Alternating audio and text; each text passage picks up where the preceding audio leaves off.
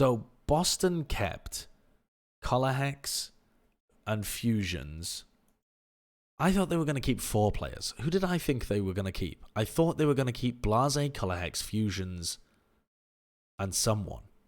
Oh, and Persia. That's who I thought they were going to keep. But then they just let Persia go, right? They just decided it wasn't worthwhile. Yeah. And Blase obviously went to the Houston Outlaws. So Axiom they've kept. I think that's fine though, because Axiom didn't get any playtime over Fusions, but teams like Boston need a backup main tank. And Axiom, from what I've heard, is pretty highly respected among pros. Like, they think he's good. I haven't seen anything of him last year because he didn't get any playtime. But as a backup main tank, sure, go for it. Now, here's the thing. Fusions is clearly a capable leader, and I think his main tank has been pretty good this season.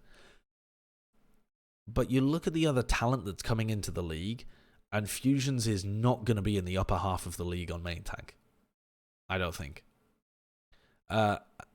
He's got a good Rhine, and he's got a good head on him. He's a good caller, and he's a good leader. But I don't think that he's gonna. I don't think that Fusions and then whoever they sign on off tank, because Mufin is not likely to be their starter off tank because he's a two-way player. I think that's going to be a fairly weak tank line when you compare it to the rest of the Overwatch League. A good square head on his shoulders. Yeah.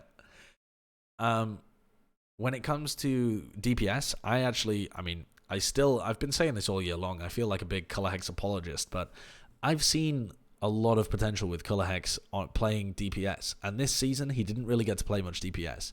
And then when you saw him play Widow, he was kind of nasty, actually. But he's got a big hero pool. His Pharah looks very good. His Genji looked very good. This is when he was playing in Contenders. Although his Pharah looked pretty good in Owl as well. His Widow is actually nasty, like you guys are saying, yeah. But we didn't really get to see that much of him. I think Colohex is a talented player. I think this roster looks very weak, though. Apart from, Myeonbong is a great signing. Really, really good signing. And if they can snag somebody like Myeonbong, and it ends up being a very, Zen-focused meta, for example, like it was in 2018, and they have Myeonbong playing with Swimmer, and they can kind of just use their tank line to take space, and they can use their DPS and use Myeonbong, that could be an okay team. But Boston are not going to have a middle-of-the-pack roster on paper. Unless they make huge signings at DPS to complement Jerry, I could not have asked for a better pitcher. I could not have asked for a better pitcher to go alongside Jerry. That's wonderful. Absolutely wonderful. His name comes from the cartoon Tom and Jerry. He took it because he watched that one since he was a kid. Tom and Jerry's a fantastic cartoon. Mad respect. Absolute mad respect. Also, though, don't know how much success Jerry's going to have.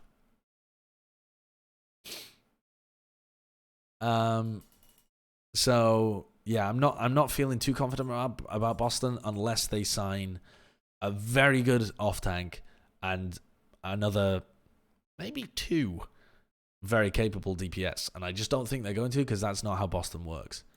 Boston could surprise people, but I don't think this is a roster that's going to surprise people that much. People already know that Myeonbong's very good. Mufin performed well when he was playing in Team Canada trials and stuff.